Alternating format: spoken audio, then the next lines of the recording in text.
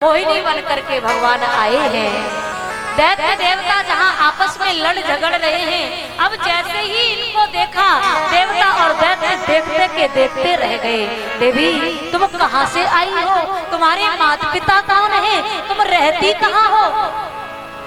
अब भगवान ने कहा कि देखो मैं हर जगह रहती हूँ, मेरे कोई माता पिता नहीं है। पूरी बात भगवान ने कह दी, लेकिन दैत्य और देवता नहीं समझ पाए। भगवान ने कहा मैं तो जहाँ से आई हूँ सो ठीक है, लेकिन तुम ये बताओ क्या कर रहे हो, लड़ झगड़ क्यों रहे हो? दैत्य देवता कहने लगे ये अमृत हम चाहते हमें मिल जाए, दैत्य चाहते हमें मिल जाए।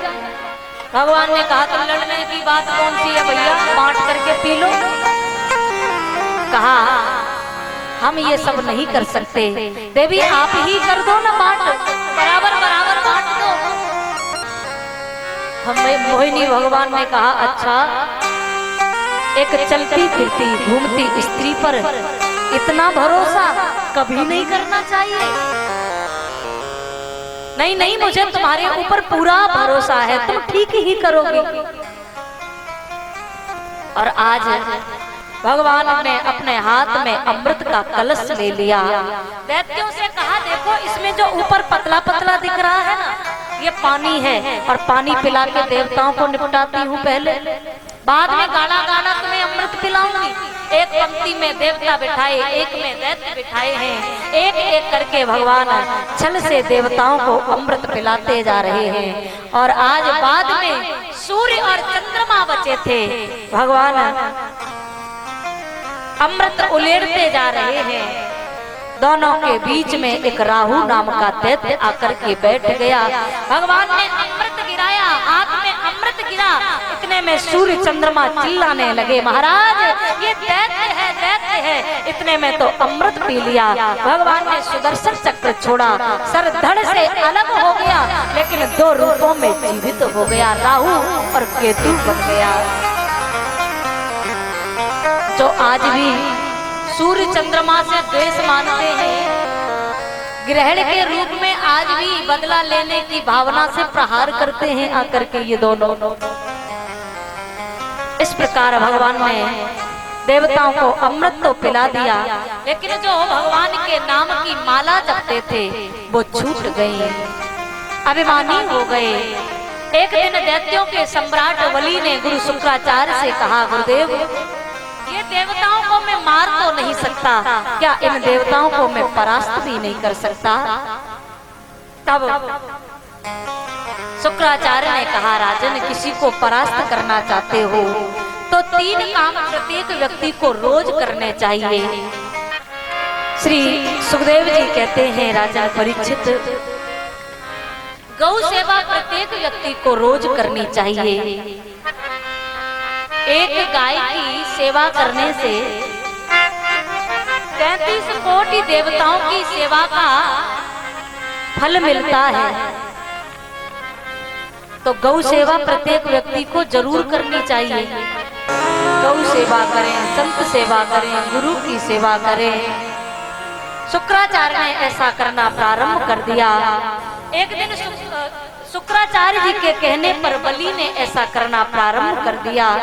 एक दिन शुक्राचार्य जी ने आकर के बलि को कहा बलि तुम स्वर्ग पर चढ़ाई कर दो, तुम्हें कोई परास्त नहीं कर सकता। स्वर्ग पर चढ़ाई की बलि ने, स्वर्ग तो क्या त्रिलोकी की संपत्ति को कब्जे में कर लिया। आज देवता फिर मारे मारे घूमने लगे। आज देवताओं की माता अदिति बड़ी दुखी बैठी हैं।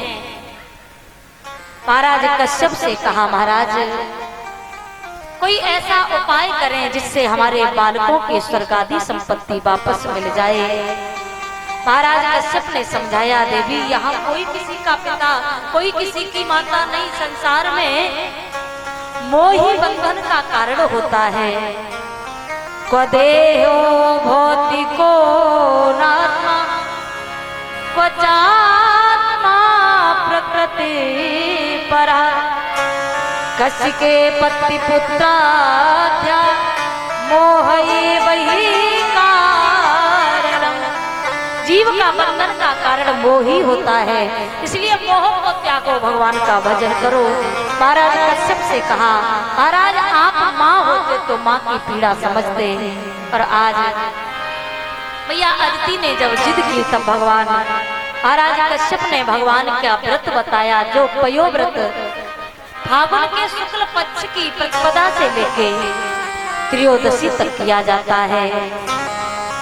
व्रत किया, इधर देवताओं ने जाके भगवान से प्रार्थना की। भगवान ने कहा, देखो देवताओं, इस समय बलि पर गुरु की कृपा हो गई है, और गुरु की कृपा भगवत कृपा से ऊंची होती है।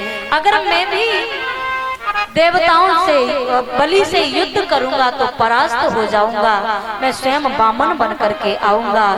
धीरे धीरे मैया अदिति के गर्भ में बालक आया है, समय आया है, भादों का महीना है। एक बात बताइए, भादों का महीना बड़ा पवित्र महीना माना जाता है। भगवान का अवतार किस महीना में हुआ? भादों के महीना में। किशोरी राधा रानी को भी अवतार भादों के महीना में ही भयो, बलराम जी को भी अवतार भादों के महीना में ही भयो। और धीरे धीरे समय आ रहे है, भादों का महीना है, भादों के महीना शुक्ल पक्ष की द्वादशी तिथि के दिन आज भगवान मैया अदिति के यहाँ बामन बन करके पधारे हैं। बोले बामन भगवान की। केवल बामन अंकुल के हैं, बड़े सुंदर बटुआ जैसा मोड़ो है इनको। आज देवताओं ने आकर के भगवान को छत्र समर्पित किया। माता अदिति ने कोपीन धारण कराई है, दिशाओं के स्वामी ने कुशा आसन समर्पित किया है, ब्रह्मा जी ने कमंडल दिया है, दक्षिणा मांगी है, दक्षिणा देने चले तो गुरुदेव ने कहा कि दक्षिणा देना है तो त्रिलोकी की संपत्ति ला करके दे दो। और आज भगवान चल दिए हैं बामन बन करके बलि के दरवाजे की तरफ, जहाँ बलि यज्ञ पर यज्ञ कर रहा है। बोले बामन भगवान की जय। आज बामन भगवान बलि के यज्ञ की तरफ चले हैं। यज्ञ पर यज्ञ जो बलि करता जा रहा है, दूर से आते हुए बामन भगवान को देखा, शुक्राचार्य जी से कहने लगा, गुरुदेव लगता है आज हमारा यज्ञ मंडप सफल करने के लिए स्वयं सूर्य भगवान का प्रागट्य हो रहा है। शुक्राचार्य ने कहा, राजन अगर ये सूर्य नहीं हुए तो मुझे लगता है चंद्रमा जरूर होने चाहिए। यज्ञ के पास में जब बामन भगवान पहुंचे हैं, बलि ने स्वागत किया है। स्वागतम ते नमस्तुभ्यम ब्राह्मण किम करवामते, ब्रह्मर्षिणाम तपः साक्षात् मन्येतार्यवपुर्धरम्। आइए आइए बामन देवता, आइए ब्राह्मण देवता, आपका बहुत बहुत स्वागत है। स्वागत सत्कार किया है। कहिए ब्राह्मण देवता आपको क्या दान में दे दूं? बामन भगवान के हाथ में माला लगी हुई है, कुछ बोल ही नहीं रहे। महाराज आज आप जो कहोगे मैं आपको वही दूंगा दान में। बार बार देने की बात कर रहा बलि, लेकिन बामन भगवान कुछ नहीं बोल रहे। शुक्राचार्य से कहा, गुरुदेव ये ब्राह्मण देवता को मैं कब से देने की बात कह रहा, ये कुछ बोल ही नहीं रही। शुक्राचार्य ने कहा, राजन इस समय ये ब्राह्मण देवता का अखंड भजन चल रहा है, और कोई जब भजन में बैठा हो, पूजा पाठ करता हो, उस समय बीच में बोलना नहीं चाहिए, डिस्टर्ब नहीं करना चाहिए। प्रेम से बोलो राधे राधे, जोर से बोलना पड़ेगा, जय राधे। कहा, गुरुदेव ऐसे भजनानंदी ब्राह्मण हमारे यज्ञ में पधारे, मेरे तो जीवन सफल हो गया। जब बार बार देने की बात बलि कर रहा था, तब धीरे से ही बामन भगवान ने अपनी माला पूरी कर ली और कहा, अच्छा आपके परबाबा हिरण्यकश्यप वो भी दानी थे, आपके बाबा प्रहलाद वो तो भगवान के बहुत बड़े भक्त थे और आपके पिता विरोचन वो तो बहुत बड़े दानी हैं, और आप यदि देने की बात कह रहे हैं तो कोई बड़ी बात नहीं राजन, क्योंकि आपका तो कुल ही दानवीरों का है। बलि की और श्रद्धा बढ़ गई। गुरुदेव, ये ब्राह्मण पहुंचे हुए लगते हैं, हमारी पीढ़ी दर पीढ़ियों के नाम बताते जा रहे हैं। हाँ हाँ, बलि लग तो ऐसा ही रहा है राजन। तुम देने की बात कर रहे तो बड़ी बात नहीं, लेकिन गड़बड़ की बात तो ये है तुम देना चाहते हो, मैं लेता नहीं हूँ। क्या करूँगा लेके? अकेला जीवन है, धूप लगनी छतरी के नीचे रह जाता, बारिश होती इसी के नीचे रह जाता। आप कहो तो बढ़िया विवाह करा दो।